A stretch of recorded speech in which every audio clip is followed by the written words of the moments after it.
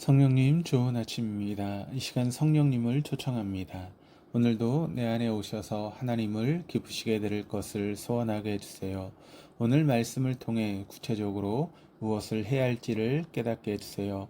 깨달은 것을 삶 속에서 실천할 수 있도록 도와주세요. 아멘. 오늘 함께 나누실 하나님 말씀은 디도서 3장 1절에서 15절까지 말씀입니다. 제3장. 너는 그들로 하여금 통치자들과 권세 잡은 자들에게 복종하며 순종하며 모든 선한 일 행하기를 준비하게 하며 아무도 비방하지 말며 다투지 말며 관용하며 범사의 온유함을 모든 사람에게 나타낼 것을 기억하게 하라. 우리도 전에는 어리석은 자요 순종하지 아니한 자요 속은 자요 여러 가지 정욕과 행락의 종로로 탄 자요 악독과 토기를 일삼은 자요 가증스러운 자요 피차 미워한 자였으나 우리 구주 하나님의 자비와 사람 사랑하심이 나타날 때 우리를 구원하시되 우리가 행한 바 의로운 행위로 말미암지 아니하고 오직 그의 긍휼하심을 따라 중생의 씻음과 성령의 새롭게 하심으로 하셨나니 우리 구주 예수 그리스도로 말미암아 우리에게 그 성령을 풍성히 부어주사 우리로 그의 은혜를 힘입어 의롭다 하심을 얻어 영생의 소망을 따라 상속자가 되게 하려 하심이라. 이 말이 미쁘도다. 원하건대 너는 이 여러 것에 대하여 굳세게 말하라. 이는 하나님을 믿는 자들로 하여금 조심하여 선한 일을 힘쓰게 하려 함이라. 이것은 아름다우며 사람들에게 유익하니라. 그러나 어리석은 변론과 족보 이야기와 분쟁과 율법에 대한 다툼은 피하라. 이것은 무익한 것이요 헛된 것이니라. 이단에 속한 사람을 한두 번 훈계한 후에 멀리하라.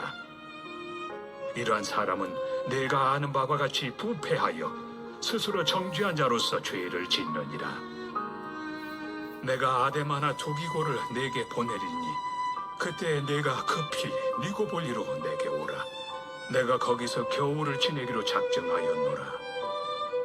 율법 교사 세나와 및 아볼로를 급히 먼저 보내어 그들로 부족함이 없게 하고 또 우리 사람들도 열매 없는 자가 되지 않게 하기 위하여 필요한 것을 준비하는 좋은 일에 힘쓰기를 배우게 하라. 나와 함께 있는 자가 다 내게 무난하니 믿음 안에서 우리를 사랑하는 자들에게 너도 무난하라. 은혜가 너희 무리에게 있을지어다.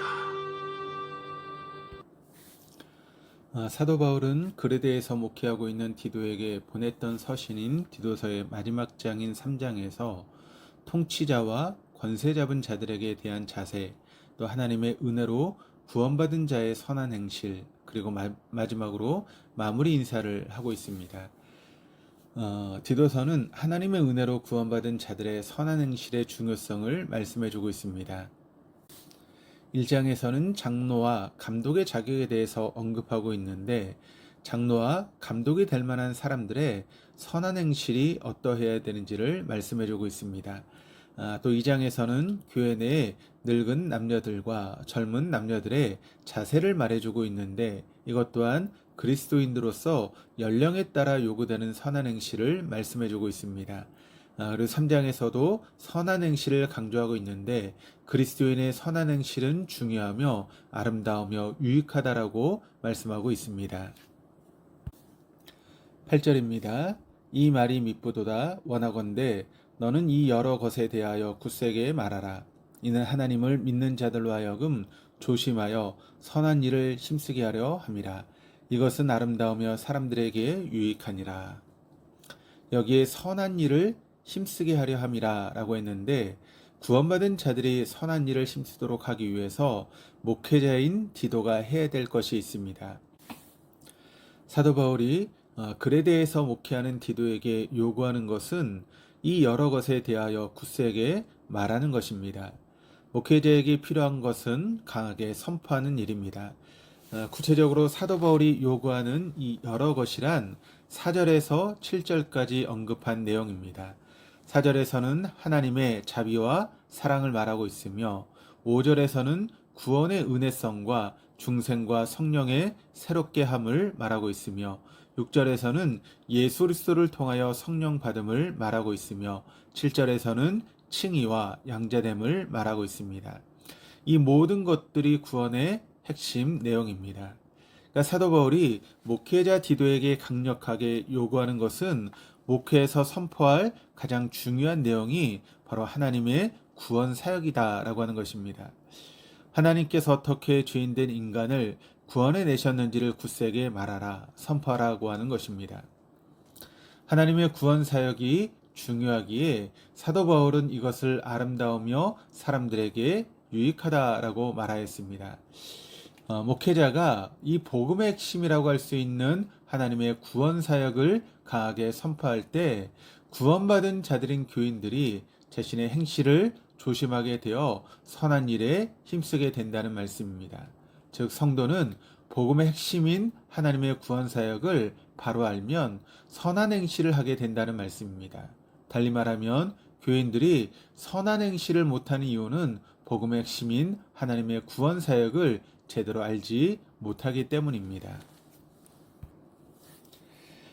그리스도인으로서의 행실이 바르지 못하면 무엇이 문제가 되겠습니까? 그것은 세상으로부터 비난을 받게 된다는 것입니다. 그리고 또 우리가 비난을 받게 되면 하나님의 영광을 가리게 되는 것이죠. 그러므로 그리스도인은 자신의 선한 행실을 위해서 힘쓰고 구별된 삶을 살아야 합니다.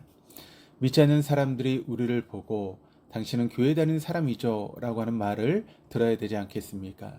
다른 모습을 보여주어야 합니다. 우리가 구원받기 전에는 어떤 사람이었습니까? 3절이 이렇게 증거합니다. 우리도 전에는 어리석은 자요, 순종하지 아니한 자요, 속은 자요, 여러 가지 정욕과 행락에 종노릇한 자요, 악독과 투기를 일삼은 자요, 가증스러운 자요, 피차 미워하는 자였으나. 정욕과 행락에 종노릇하는 사람, 악독과 투기를 일삼는 자들과 그리스도인들과의 구별된 행실이 있어야 합니다. 세상 사람들이 어떤 말을 합니까? 교회 다니는 사람들도 우리와 별로 다르지 않더라. 또 교회 다니는 사람들이 더하네 라고 하는 그런 말들을 합니다. 우리가 여기에 해당된다면 선한 행실을 하는 참다운 그리스도인이라고 말할 수 없습니다. 우리가 달라야 하지 않겠습니까? 구원받은 자로서 좋은 행실이 어떤 것이 있겠습니까? 오늘 본문 중에서 찾아본다면 1절에 언급한 내용입니다. 물론 1절, 2절은 통치자들과 권세자들에게 해야 될 선한 행실이지만 포괄적으로 우리가 본다면 1절과 2절은 세상 사람들에게 구원받은 자들이 보여주어야 되는 선한 행실입니다. 1절입니다. 너는 그들로 하여금 통치자들과 권세 잡은 자들에게 복종하며 순종하며 모든 선한 일을 행하기를 준비하게 하며.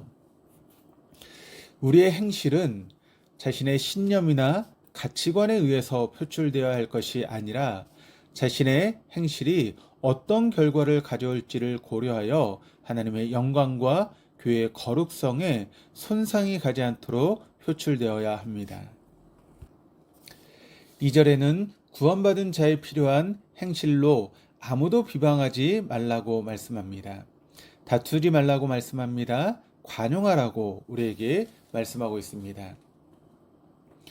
사람들은 타인이 잘못할 때 일방적으로 비방합니다. 그리고 그 잘못으로 자신에게 피해가 오게 되면 그 사람과 다투기도 합니다.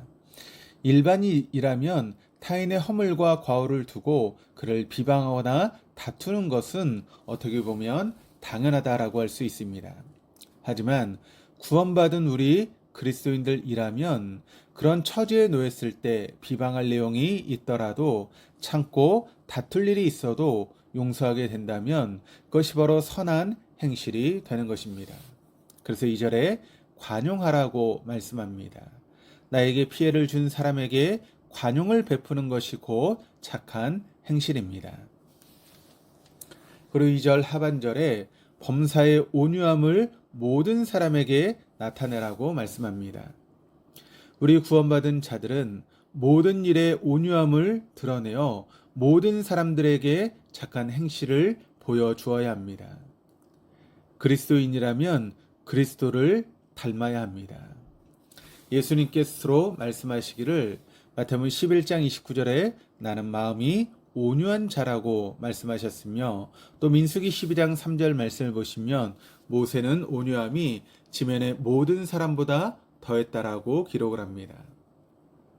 모든 일에 온유함을 모든 사람에게 보여주어야 합니다. 온유함은 여러분 나약함이 아닙니다. 온유함을 보여주는 자가 진정으로 강한 자입니다. 다윗은 시편 18편에서 고백하기를 주의 온유함이 나를 크게 하셨다라고 고백합니다. 다윗이 온유했지만 결코 약한 자가 아니었습니다. 구원받은 자가 온유함을 보여주지 못한다면 그 사람은 성령의 조명을 받고 살아가는지를 반성할 수 있어야 합니다. 그래서 성령의 9가지 열매 중에 온유함이 있습니다. 오늘 6절 말씀처럼 우리 구주 예수 그리스도로 말미암아 성령의 풍성함이 우리에게 부은 바 되었는데, 성령의 열매인 온유함이 우리의 삶 가운데 나타나지 않는다면 그 사람은 구원받은 그리스도인이라고 일컬음을 받는데 부끄러움이 분명히 있을 것입니다. 우리 구원받은 자는 달라야 하지 않겠습니까? 착한 행실이 드러나지 않는 교인으로 살아간다라고 하는 것은 서두에서도 언급했듯이 무엇이 부족하냐면 하나님의 구원 사역에 대한 이해나 믿음이 부족합니다. 전에는 죄의 종로로 타였던 자를 하나님의 자비와 사랑하심으로 우리를 구원하시되 우리의 행위로 말미암지 않고 오직 하나님 아버지의 긍휼하심으로 새 사람이 되었습니다. 그래서 성령의 풍성함을 경험하면서 영생의 소망도 가지게 되었습니다. 그리고 나를 하나님의 상속자 자녀로 삼아 주셨습니다. 이 사실을 잊지 말아야 합니다. 잊게 되면 착한 행실을 하기가 어려워집니다. 하나님의 은혜를 잊고 살아가는데 어떻게 착한 행실로 하나님께 영광을 돌릴 수 있겠습니까? 그래서 이 모든 사실을 알고 있는 사도 바울은 목회자 디도에게 이것을 굳세게 말하라고 선포하라고 강조하는 것입니다. 굳세게 말하면 그것을 듣는 자들이 선한 일을 힘쓰게 될 것이다라고 하는 말씀입니다. 우리 구원받은 자들은 세상 사람들과는 행실이 달라야 합니다. 그들과 우리가 어떻게 구분되겠습니까? 바로 범사에 온유함을 포함한 여러 가지 착한 행실입니다. 구원받은 자나 세상 사람이나 똑같은 사람입니다. 그들을 외형으로 구분하기는 매우 어렵습니다. 하지만 그 행실로 구분이 가능합니다. 그리스도인도 사람이고 비그리스도인도 사람입니다. 이 두 부류를 어떻게 구분하겠습니까? 외형만으로는 거의 불가능합니다. 그러나 행실을 보면 구분이 가능해집니다. 성경적인 선한 행실을 하는 사람은 바로 그리스도인입니다. 우리는 이런 선한 행실을 하는 그리스도인이 되도록 날마다 하나님의 구원 사역에 대한 은혜를 잊지 않고 살아가는 자들이 되시기를 주님의 이름으로 축원합니다. 기도하시겠습니다. 하나님 아버지, 아버지의 자비와 사랑하심으로 구원해 주시고 자녀로 삼아 주시니 감사드립니다. 구원받기 전에 했던 각종 악한 행실을 벗어버리게 하여 주시고 성령의 풍성함을 경험한 구원받은 자들로서 항상 온유함을 포함한 선한 행실로 하나님께 영광 돌리는 자들 되게 하여 주옵소서. 감사드리며 예수 그리스도 이름으로 기도드립니다. 아멘.